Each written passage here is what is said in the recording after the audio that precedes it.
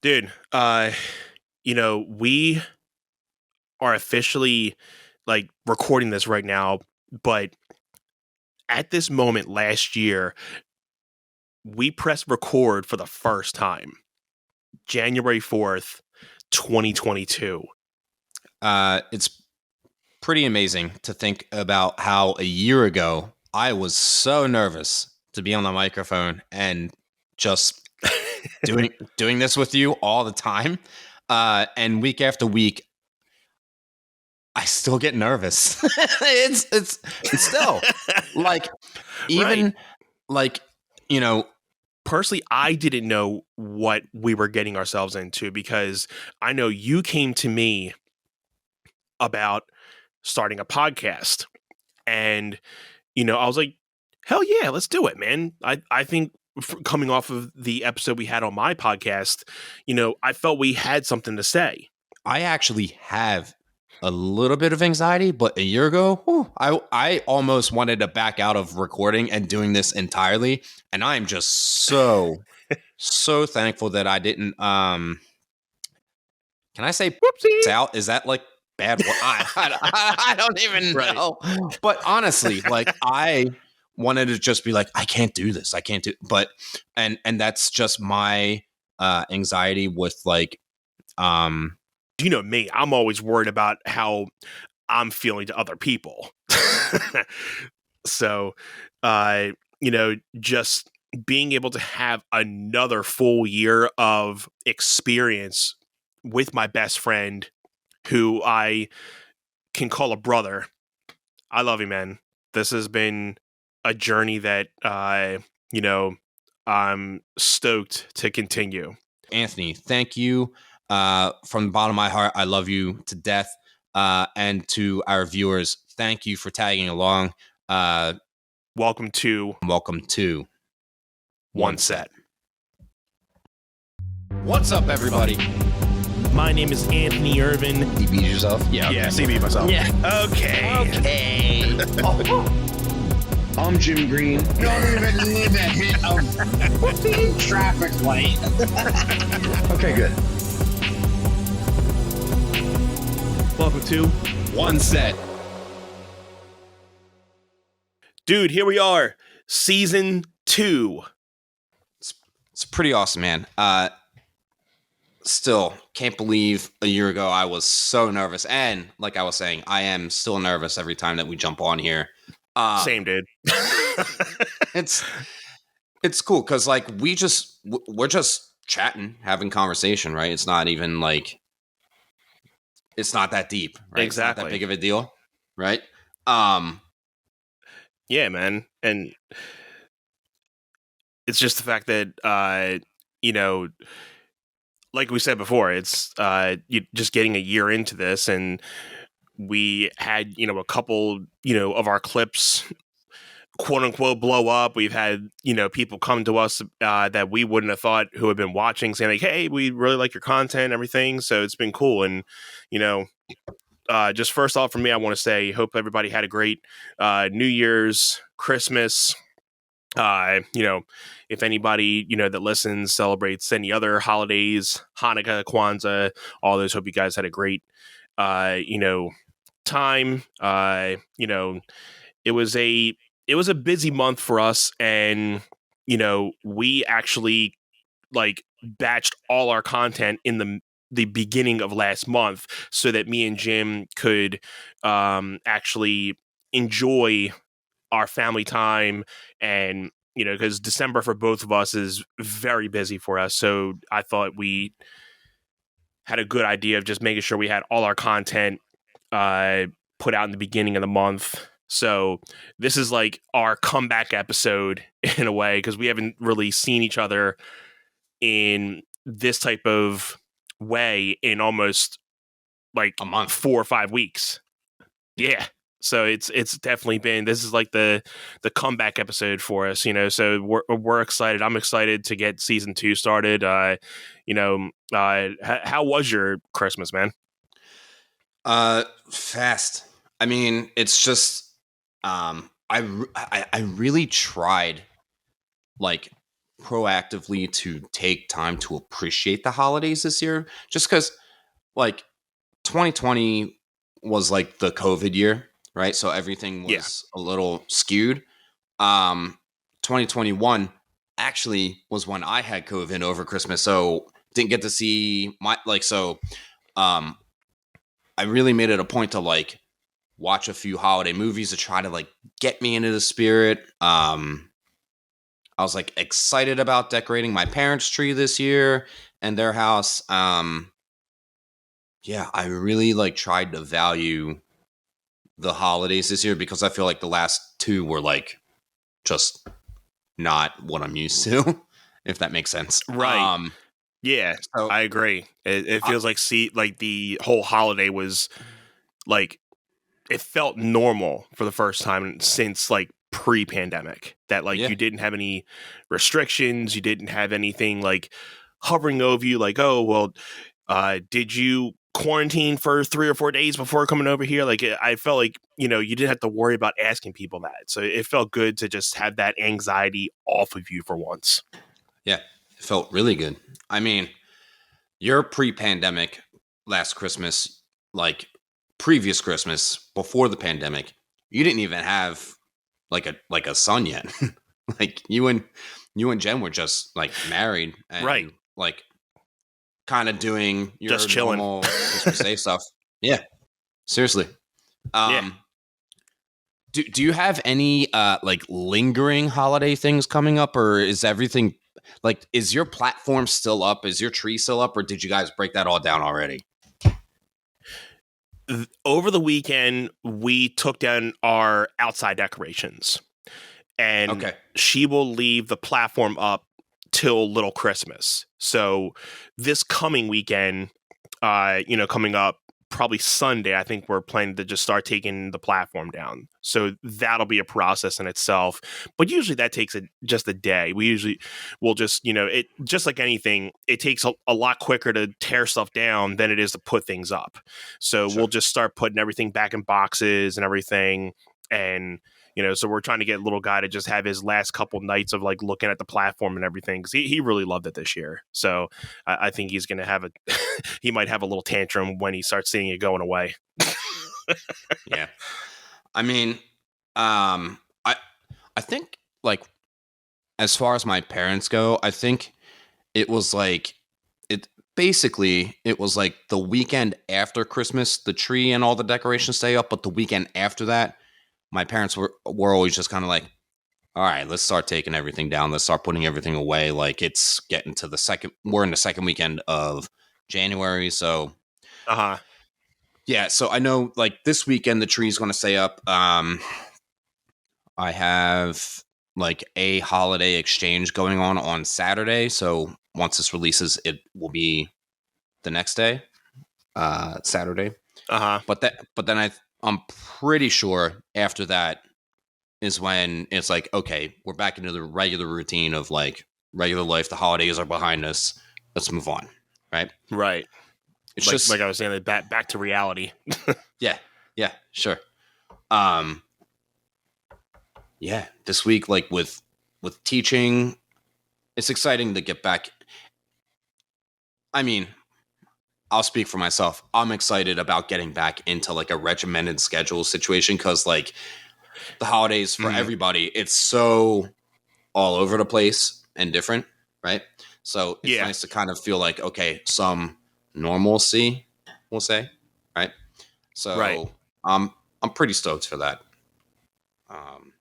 Yeah, I think because once you kind of get adapted to, especially like me, since with me working 9 to 5 Monday through Fridays, when I have the full holiday like week, like the 7 to 10 days off, it's great to have that time off, but after about 3-4 days in, you start losing what day it is. So, I'm starting to think it's like Thursday, but I'm thinking it's Saturday, and then Friday's thinking like a Sunday and Monday, so by the time I get back to work, I'm like, all right, like you just said, like, I mean, nobody likes to go back to work, but it's like, okay, at least you're back on that schedule And, you know, routine. especially Yeah. coming back with this, you know, we're back on our routine and, you know, we're back to filming and, you know, back to like everyday living. So, yeah. Crazy times with the sports, right? We got baseball coming up at the end of February. Football is about to wrap up. And Yeah, man. we have some more updated content about our guy, Damar Hamlin from the Bills, right? Yes. So he's... Yeah, that was a very scary hit. Like, because I know you mentioned it, you kind of brought it up to me because me and Jen were just watching TV that night, and I get a text from you saying, you know, are you watching, you know, the game? And I'm like, no. And then I forget what you either said, like something like, wow, or something that made me think like, oh, this isn't an injury or like a big hit. It's an injury. So I flipped it on. And at that point, I told you the ambulance was on the field and you're like, what? Like, yeah, and I'm like, oh, wait. I'm like, yeah, that wasn't Dak Prescott's foot getting broken off or anything. No. I don't mean to like be disrespectful or downplay that, but like this was just something that hasn't been seen before, so nobody knew what to do. It was just really, really crazy. I mean, I didn't actually see it happen in real time. I was flipping back and forth between Raw and football, so when I flip back, I was like, why is there an ambulance on the field?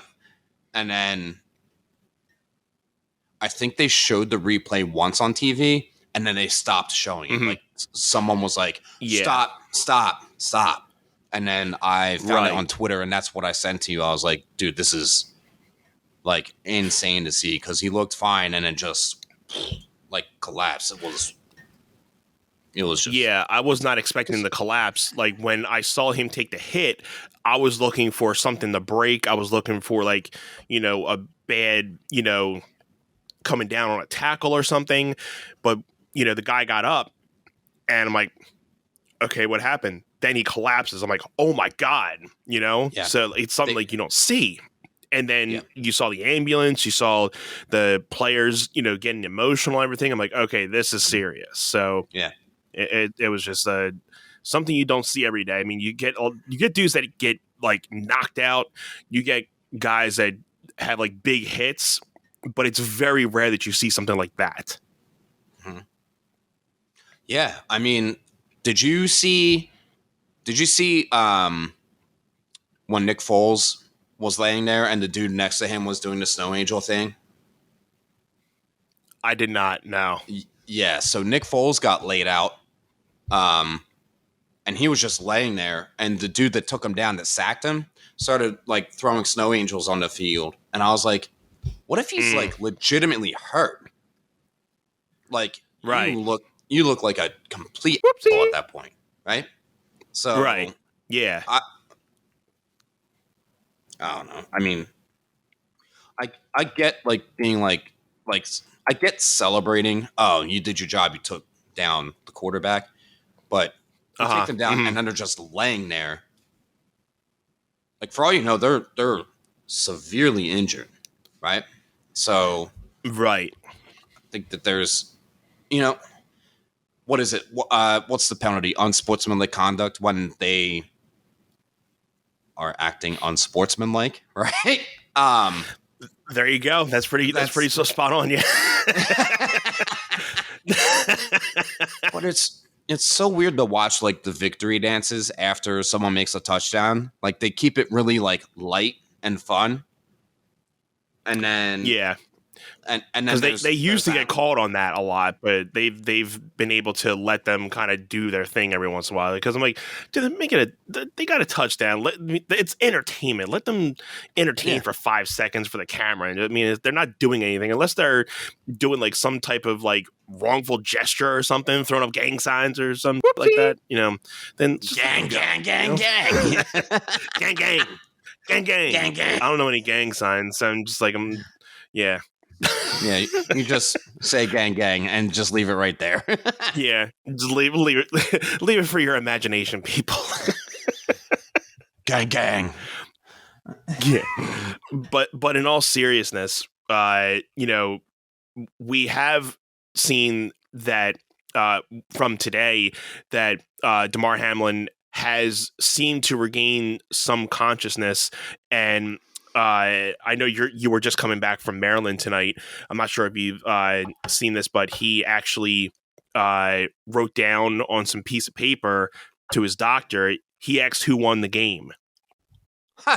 No, I didn't hear that. And the doc, yeah. So that's the thing that's going around right now. Like, he actually wrote down on a piece of paper, like, oh, who won the game? And the doctor's like, you won the game. You won the game of life. Mm-hmm. So that's like the big, thing that's going around now. So, we're glad that seems like he's not out of the woods yet, but knowing that he's regained some consciousness and he's opened his eyes since like Monday night, I thought he wasn't gonna wake up for a while. Well, yeah, or at all, right? I mean, they did confirm cardiac arrest, right? That is like actually what happened. Yes. Yeah.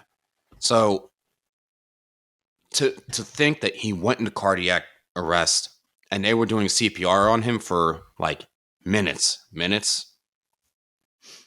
and to think that he's regaining conscious it's pretty awesome. Like you said, not out of the woods yet, but things are moving in a positive direction, it seems. So all the prayers out to him and his family. I mean, God, 24 years old, like we were saying. Yes. That was 12 years ago for the both of us, right? Is when we were 24. Right. So it's young. So it's something that horrible happening to a 24-year-old just starting out, and knowing that he played at Pittsburgh. He's a PA guy, essentially a local guy for us. So he's right around the corner in a way. But you got to think, like, for somebody to get cardiac arrest, that chest hit had to have been pretty hard, pretty brutal, because he had to be resuscitated. He had to be resuscitated twice, once on the field, and then once, I think, either in the hospital in the ER or on the road to the ER. So maybe in the ambulance. Somebody can confirm that for me, but I know he had to be resuscitated twice.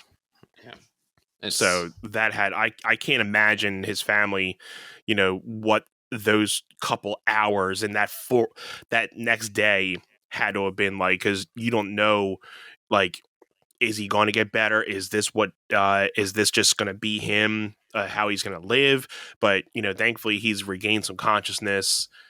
Like I said, he's not fully recovered, but hopefully he doesn't have any permanent damage from this. Hopefully he can eventually down the line, because it's going to take a lot of rehab for him, but hopefully we can, I would probably think in a year or two, hopefully he can, get back on the field if he decides he wants to play again. But this is definitely a career, it could be a possibly career ending, thing. So it's not over yet, but it's good that he's regained some consciousness. So like Jim said, all the prayers to Damar Hamlin, his family, and shouts out to the Buffalo Bills. There some people are saying that the Bills might not even just play the rest of the season, just depending. I heard the game is not going to be played again. So I heard they said they're not going to worry about rescheduling the game, I heard. So I saw someone, and I actually firmly agree that like they shouldn't eat a win, loss, or tie. Like the game should just be wiped from both of their records and just count them out of 16 games instead of 17 games, right? I think that's totally fair, just to disqualify this game entirely. Rescheduling it. Yep. And I know we talked about this already, but rescheduling it they're not going to be able to play correctly, like mentally.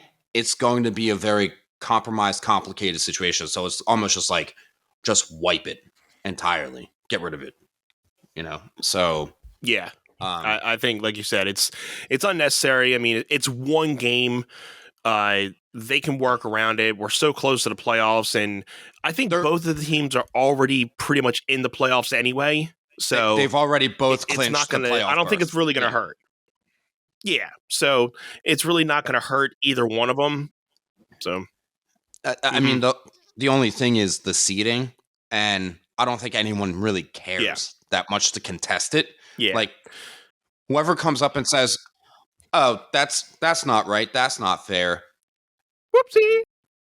Sit down and shut your mouth, right? And just leave it right where it needs to be. Okay? That's how I feel about it. Honestly. Exactly. It's one thing if you have money on the game or if something else, but whatever. It's not worth it.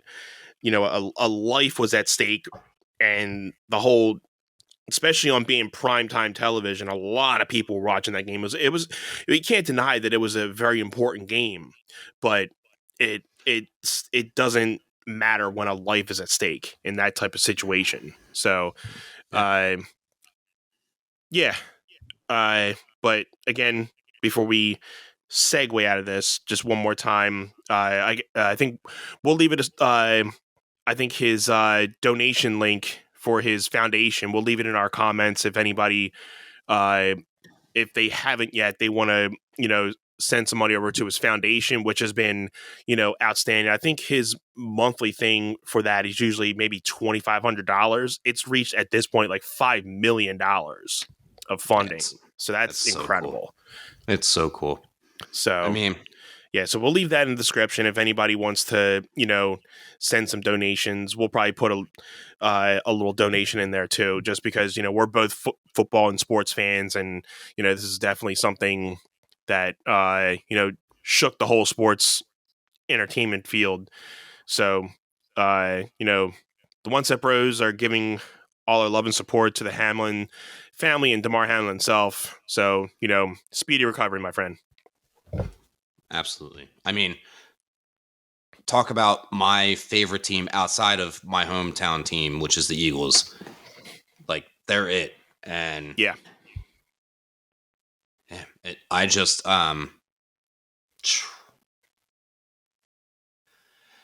it's so weird, and I know we want to kind of segue out of this, like you said, but we want to think about like the Bills' remainder of their season right now. They're always going to remember this because there's been nothing like it up until now, where someone just collapses right on the field and the ambulance backs in like that. Unreal, absolutely unreal stuff. And man, Josh Allen and Joe Burrow, just the respect that they have for each other, and both teams for each other, like it.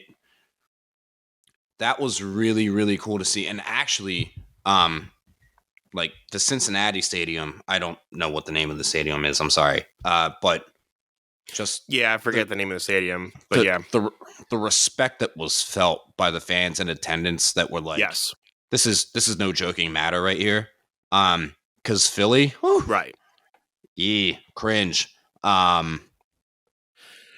Yeah, we're not the best fans, but we do have a reputation, but we do have a reputation of being whoopsie. But I would like to hope that we would have shared the same respect. But I mean, it's iffy. Yeah, it's right. It's questionable. And it wouldn't be Philly if we threw a couple jabs at people. Yeah. So it was really cool to just see the respect that he was shown, and even after they made the official statement that the game was suspended, like just the people that stayed, I thought was kind of cool. But I mean, I get why people left. They were like, well, if the game's not happening, I'm leaving. But I think people stayed because they were like, no, we plan on being here for 3.5 hours. Like, I'm going to park myself right here and absorb this, take it in. Because again, it's a moment in history where something like that hasn't happened before. So, right.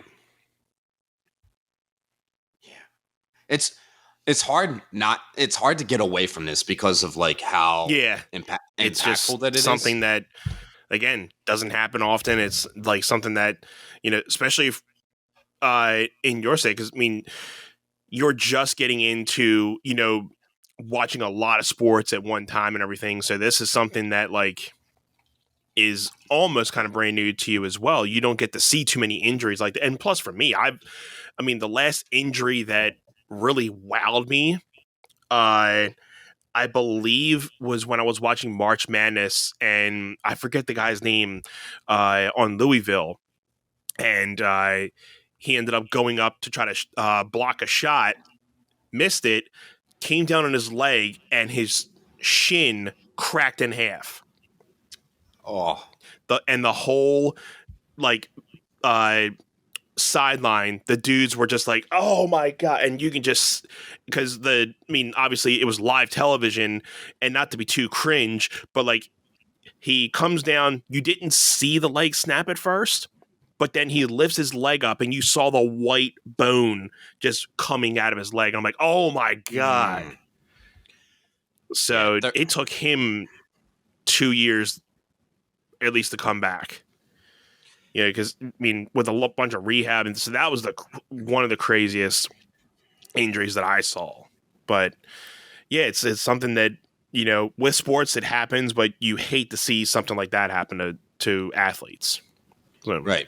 And I mean, the UFC things that I've seen where people's like feet go rubber and like flimsy. Yeah. I'm like, oh my god, how does that even happen? Like, how does that even work? Right.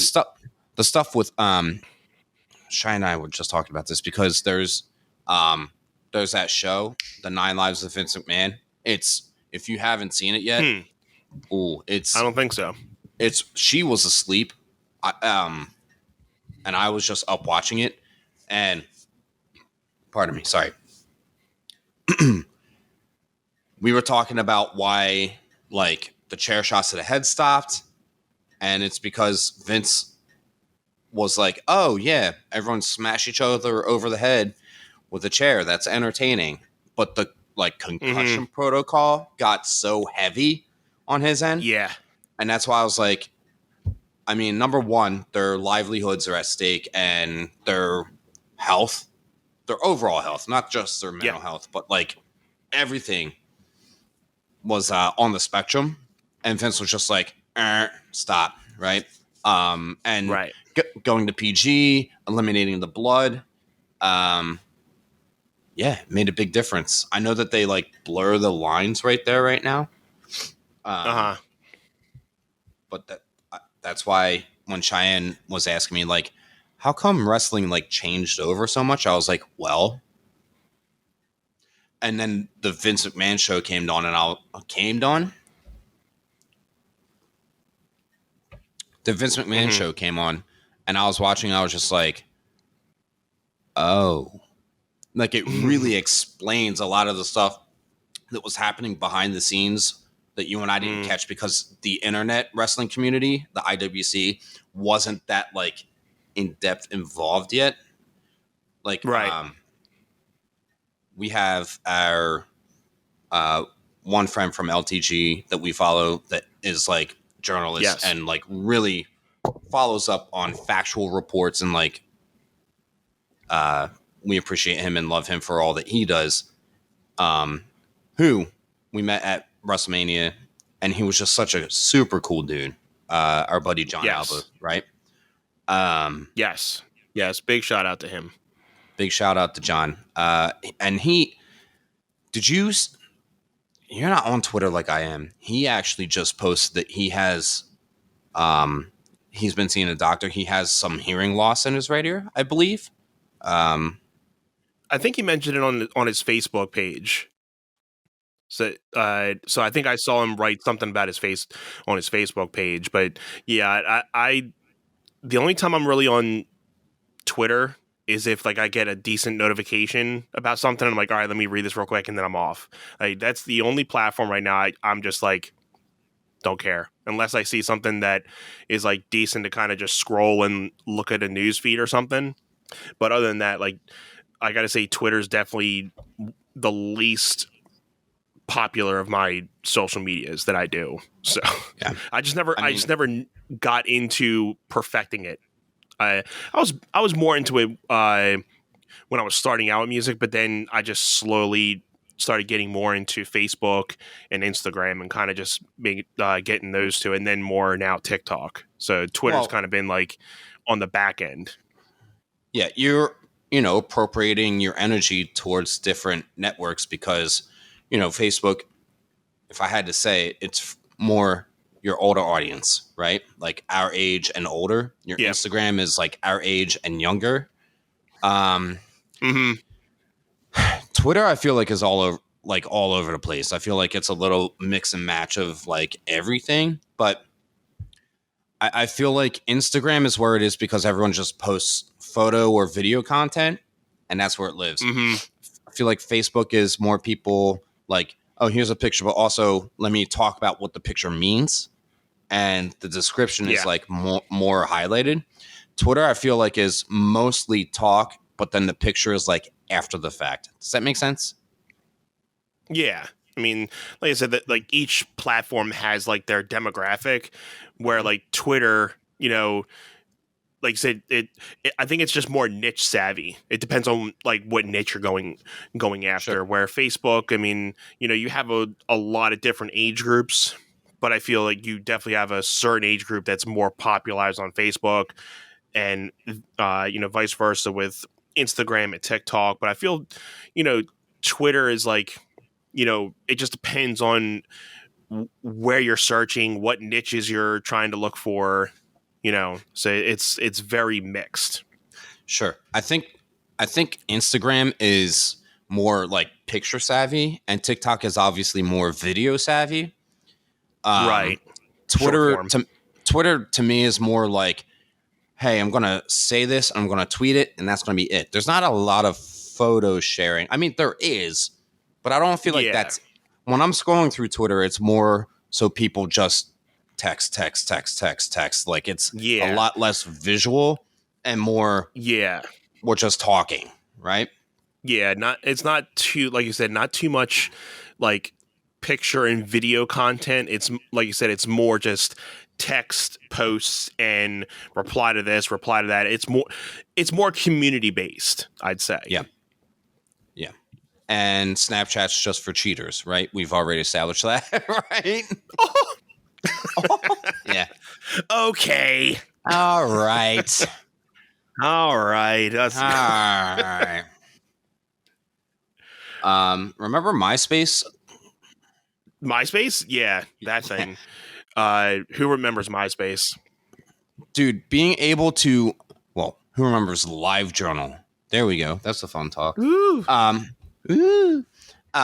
So don't age us, please. Please. Please.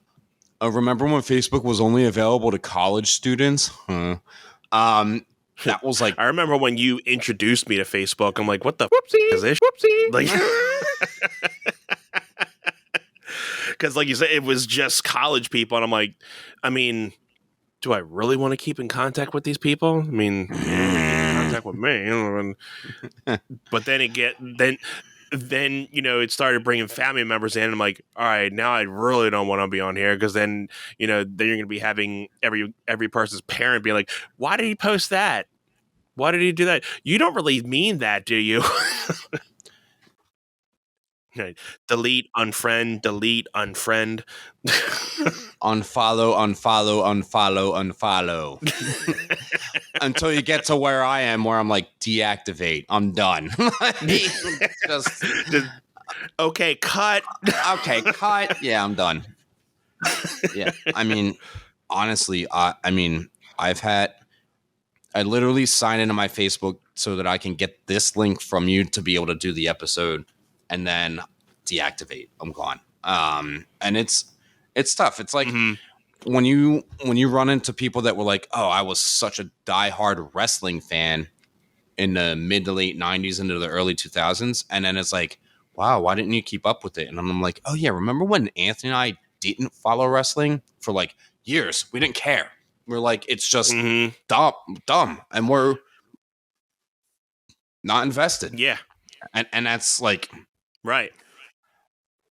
when did you stop and when did you I know you started again when The Rock came back, right? Like that was the big reason why you got into it again. I'd have to say it was somewhere in between our junior and senior year of high school or freshman year of college, somewhere in like that 2003 I'd to say 2006 in between range. the senior.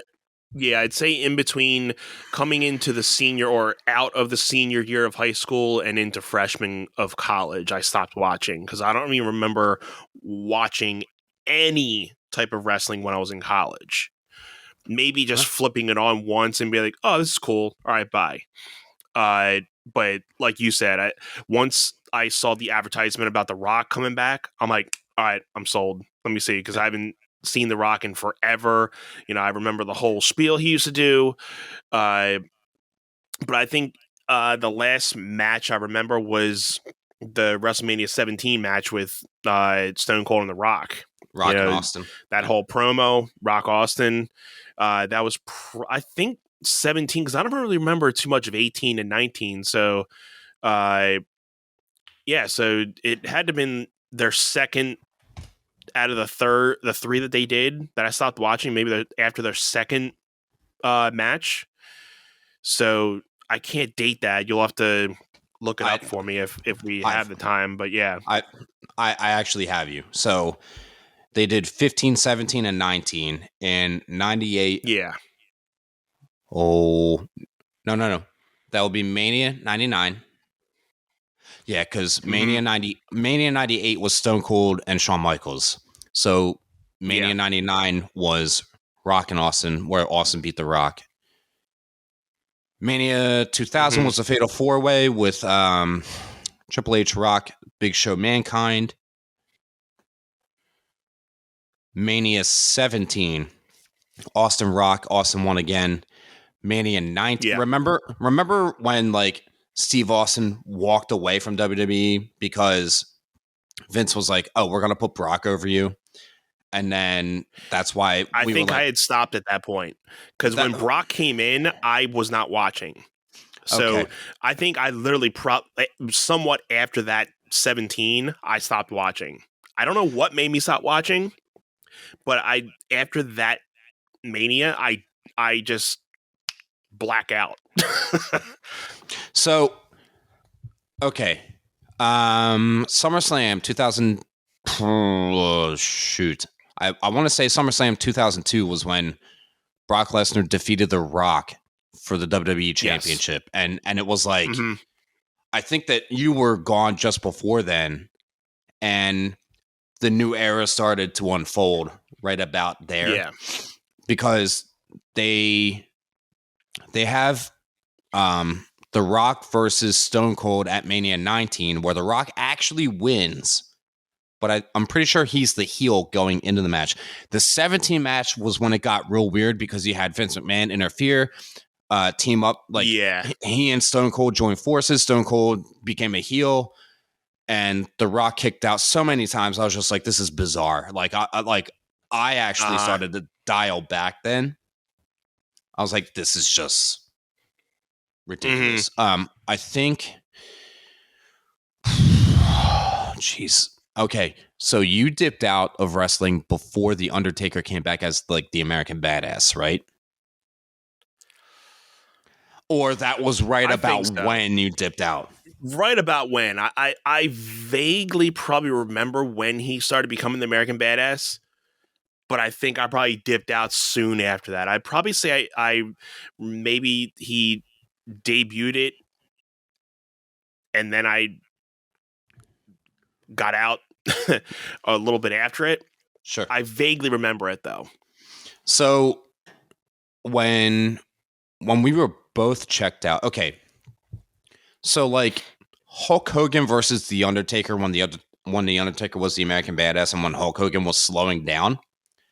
And then they did like Hulk Hogan and Brock Lesnar, and Brock Lesnar crushed him.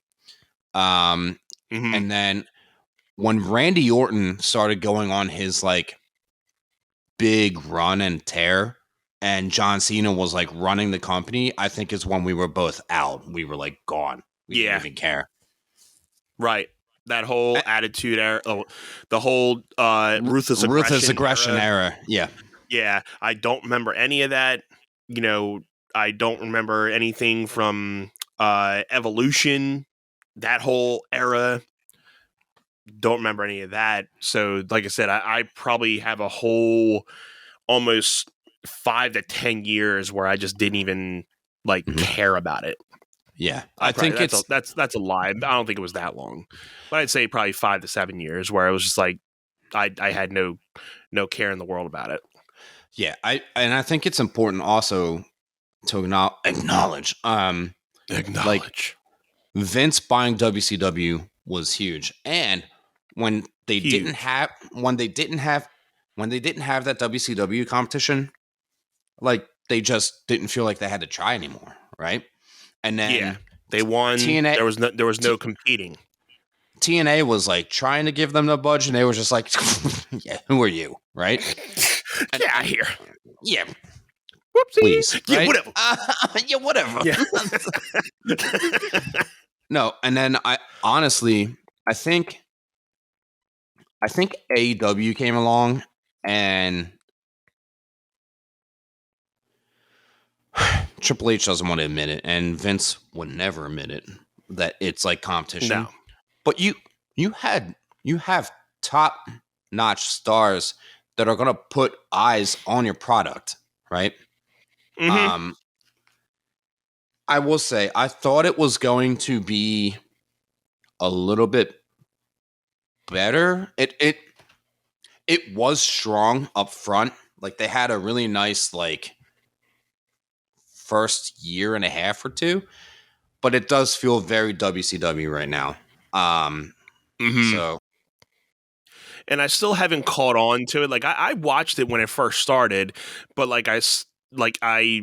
and then, you know, I watched when the big things happened, you know, when Daniel Bryan, debuted in there, CM Punk debuted, and, I watched the big moments and stuff. And when there was like something big, like the Eddie Kingston and CM Punk promo, that was an awesome promo. I think I showed you that when I saw it. I'm like, dude, he's got to watch this one. Yeah. I didn't see the match, but that promo was awesome. Sure. Jericho, I saw when he, debuted, and, he's doing good work there, but it's like, I've just been like, there's nothing that's really wanting to keep my eye interested on AEW, but I'm glad that they're still around to, have some healthy, and I'm going to label it as healthy competition with WWE, because I don't think they're on this. I don't think they're on the same level as WWE, obviously, but it's good, healthy competition to be like, okay, we have these other companies that are trying to build themselves up, but they obviously are not going to reach the level of WWE right now. But I think it's good to have these quote unquote rival companies to, spark some things in WWE to let them be like, okay, well, what are they doing this week? Okay, I mean, we can bump ours up a little bit to kind of, give ourselves a couple ratings of a boost, but, it's not like they're going to wash them out of any ratings, for consistent weeks and months at a time. Yeah. I mean, really, I talked about the interview with Triple H and that guy from BP Sport when they did Clash at the Castle. Yeah. Dude, I will watch that interview back again and say when Triple H says, because someone's like, or the guy interviewing him was like, do you view AEW as competition? He's like, everything's competition. And I was just like, damn, talk about a mic drop right there. Because he's like, our product, like we can compare it to Monday Night Football. We can compare it to a movie. Like they're not looking at it like one dimensional where it's just wrestling versus wrestling. He's like, he's very inept, or said that right, inept. With the idea that like, hey, we're pushing an entertainment product, so we need to compare ourselves to all entertainment things. And I think that before we watch any other episodes of Two Bears, One Cave, I would love to watch that with you. And yes, that's a thing that we need to do. That's a thing that we need to do for sure. I know we got kind of wrapped into Wrestle Talk, and we're going to be talking a lot more about it as we approach the Royal Rumble and as we approach the road to WrestleMania. Dude, Sasha Banks, free agent. She's obviously doing the Japan gig. I will say I don't Mercedes Mone. Yeah, whatever her name is. Yeah, whatever. Yeah, whatever. Yeah, whatever.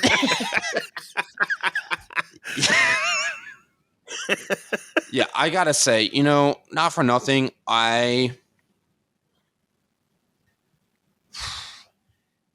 it's kind of tough. Like, I think that Bayley is the weakest of the Four Horsewomen.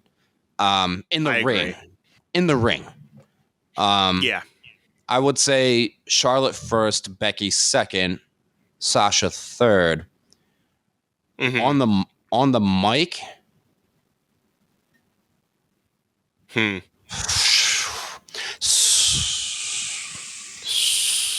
I mean, Charlotte's good, but I feel that she's more like, okay, what are my lines so I can read them back? Where you believe what Becky's saying, you believe what Sasha's saying.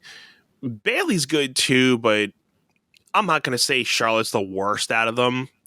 I would probably put, just because Becky did the man thing really well, I would probably say on the mic, Becky's got it for me. Sasha's okay on the mic. She doesn't really do too many promos, though. I would say Bayley is a close second, honestly, because Charlotte is really tough to break down because I think that she's riding on the coattails of her dad's legacy, right? Yeah. Whereas the other three they're building themselves from scratch. Yeah, they have their own lane. They don't have anybody else. Just obviously, if you're trying to, not that, and like you said, I mean, she's riding, the Ric Flair thing. I don't think she wants to be labeled as, saying like, oh, well, yeah, that's Ric Flair's daughter. I think she's trying to get out of that light, which I think is always good. You want to be remembered in that way, but you also want to be remembered in your own light as well. So I think her time away was good.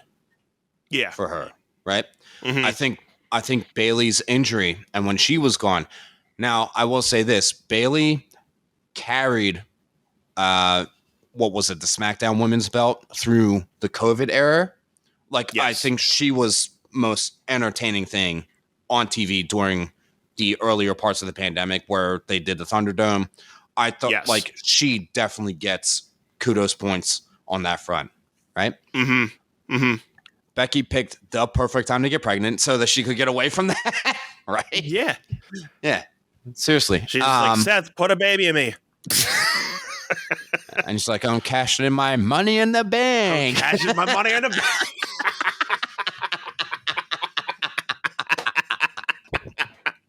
Money, money, money. Money.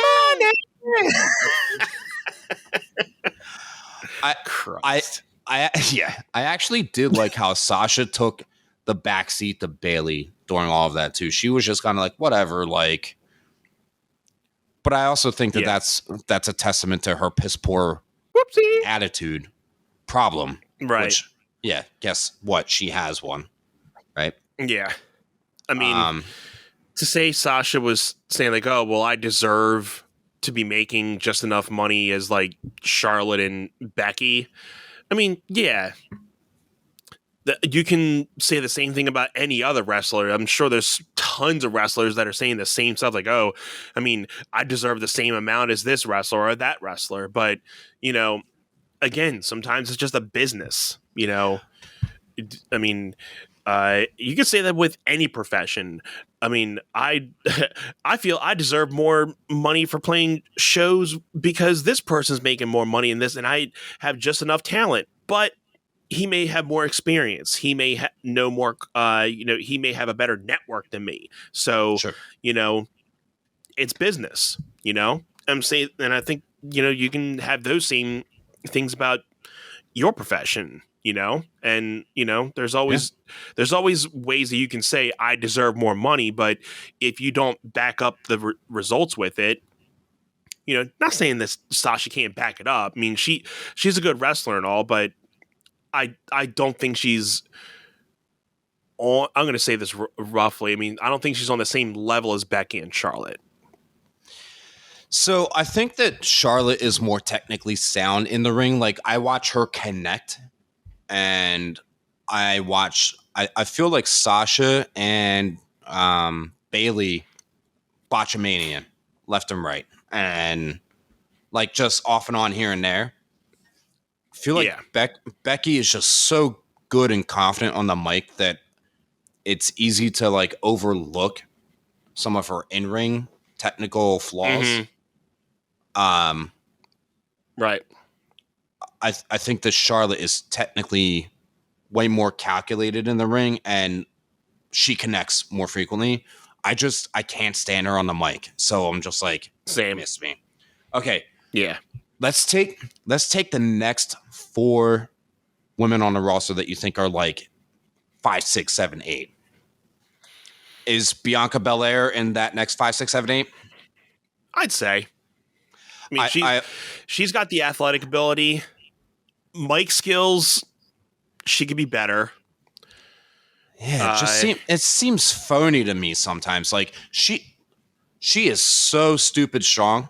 I'm like, oh yeah, like her back and shoulder muscles. Like, I'm like, whoa, she is right. Jacked. And she was a track star too. So I mean, she's got the build for the whole thing. Sure. But yeah, I mean, I think her mic skills can be improved. Need a little bit of buffering, right? Yeah. All right. Who would you say is next? Say it. Come on.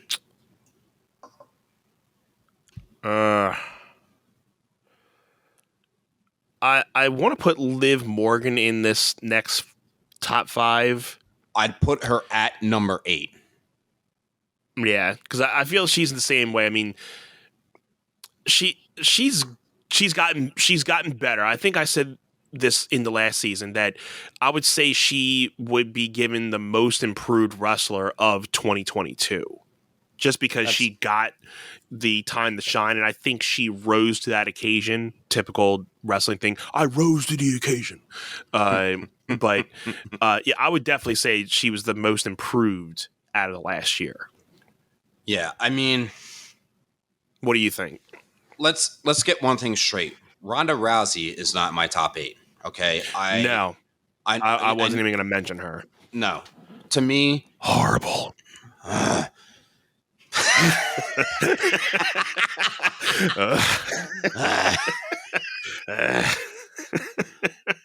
To me, you can put her in the ring and it's a money draw attraction, right? But the fact that Logan Paul can show up or Pat McAfee can show up and be like, I'm the bomb, and have that confidence, but also execute as a wrestler in the ring. Yeah. That's like, why do they both shine? And Ronda's just like, oh, whatever. Like, I'm an MMA superstar.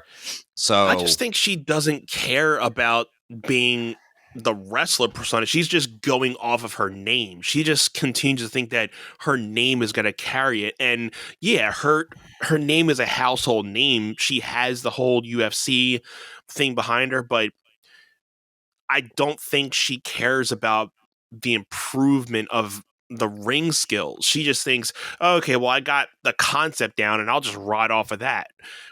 But I again, as a wrestler, I mean, you obviously got to have the wrestling ability, but you got to be believable. I don't believe anything she says. She's just very generic. She's just, you don't get behind her. I mean, it's not her, like you said, when she debuted with Kurt Angle, that was cool. Anything after that was like meh. Maybe the next couple months after that. Then she just started getting like repetitive, and then the run that she's doing now, or just got done doing, I didn't even pay attention to it because it was just boring. I don't care. I don't care at this point. Yeah, absolutely. 100%. Like, okay, here's the thing. I feel like they were trying to create the female version of Brock Lesnar and be like, oh, she's just that level crazy good. Yeah. And I think they were trying to do that. And then Nia Jax broke Becky's face. And then everybody was just like, Becky Lynch. Like the man, that's it. Brock Lesnar was undeniable when he came in. He laid out the Hardy Boys, and he went on to beat The Rock at SummerSlam, like within 6-7 months, I'm pretty sure. And he had Paul Heyman, had him in his later run when he came back.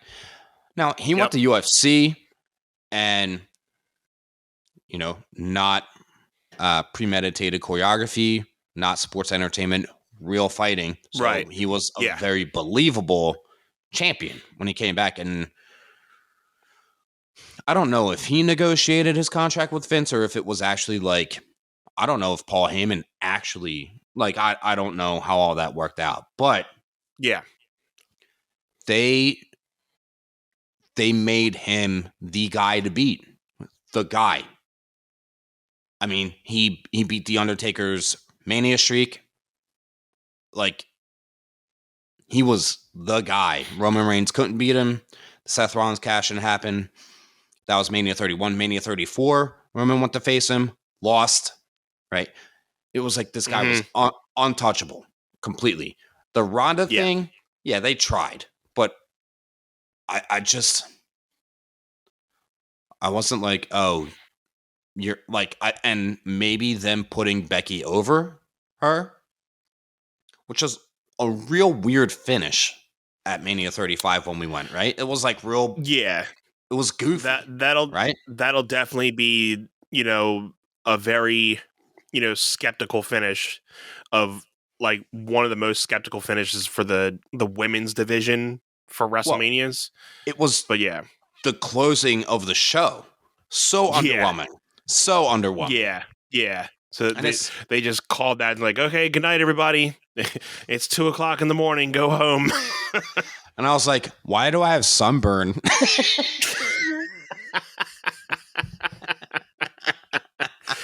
This hurts worse than my sunburn. Like, why am I sweating and it burns? I don't know. Yeah. Dude. My God. We had so much fun. I'm looking forward to the Royal Rumble coming up in a few weeks. I'm looking forward to the road to this WrestleMania. They're talking about John Cena versus Logan Paul now as the match. Because I'm all for it. Hey, Logan Paul has not let me down once in the ring. No. So, I mean, you want to talk about a marquee match? That's going to be fun. That people are going to watch that, right? Yeah, definitely. I mean, this is definitely our favorite time of year, and for any type of wrestling fan, between the Royal Rumble and WrestleMania, the whole road to WrestleMania is like top favorite time of the year for everybody. So, just like last season, we'll be putting some wrestling content out, and we are going to start doing watch-alongs once a month. So I think we're before we press record on this earlier, we were going to start putting out a poll in the beginning of the month. Since this month already started, we're going to put it out Monday. But I think the beginning of each month, we're going to start putting out a poll and letting you guys, the listeners and viewers, vote on what watch-along you guys want to see for the month. I think we'll put it out maybe the third or last Friday of the month. We haven't really decided, but we'll put the poll out, let it be out for like 2 weeks or so, and we'll let you guys decide. I think we'll have like 3 or 4 different things we want to watch along with, and we'll let you guys pick it, and we'll shoot it, and we'll air it for the pod for that month. So whether it'll be a wrestling match, if you guys got some wrestling matches, leave it in the comments. We'll, if we get enough of one, we'll put it up in the poll. And with that, season 2, we have a lot of content, a lot of different, things we want to talk about. We're thinking of segments for the show we're going to start putting in. So this season's going to be fun. I'm stoked. And, it was good to get back to talking to you, man. Likewise, brother. I know we stacked up the episodes at the beginning of December just because December is chaotic for everybody. So that was something where I prefaced you like, hey, we should probably get ahead of this because it's going to get nuts for December. Yeah, and it was a good idea because I ended up getting sick. I ended up getting sick in the middle of the month, so I wouldn't have been able to put out any content anyway. So, right. I mean, Anth, I love you so much, man. Thank you for all that you do. This has been such a fun experience. Public speaking, it's not my thing. It's not. It's just I'm not built for it. But I'm not good without a guitar. I'm only good when I have a guitar in my hand, so I'm good. You're not good without a guitar, right? Yeah. I'm not good without a guitar. Like, that's what do I do with my mouth and hands? Like, Ricky, put your hands down. Talladega Nights on the list for the watch along, right? There you go. There it is. There. If you have a favorite Will Ferrell movie, comment it below, and we will throw it into the watch along contenders. Right? Yes. You good with that? Yes, I'm totally down with that. I love some Will Ferrell, so we'll definitely add him for the poll, if not this month, in a coming month. So, and if you guys have anything you want us to talk about, let us know in the comments. We want to hear what you guys want us to talk about, certain segments, certain things. So we have a full year of content that we put out. So we're still always trying to improve the show. So we always are loving feedback. You guys can send us voice messages. The links are in the description. Send us an email. We want to hear from the listeners. So, from me and Jim, we want to thank you guys for continuing to, ride on this journey with us. We are in season 2 of the podcast. We're stoked. And I think we can probably round it up here, man. What do you think? Yeah. Thank you so much, Anth. And to our audience, this has been One Set, episode 53. Can't wait until the next one. Love you, brother. Cheers. Love you too, man.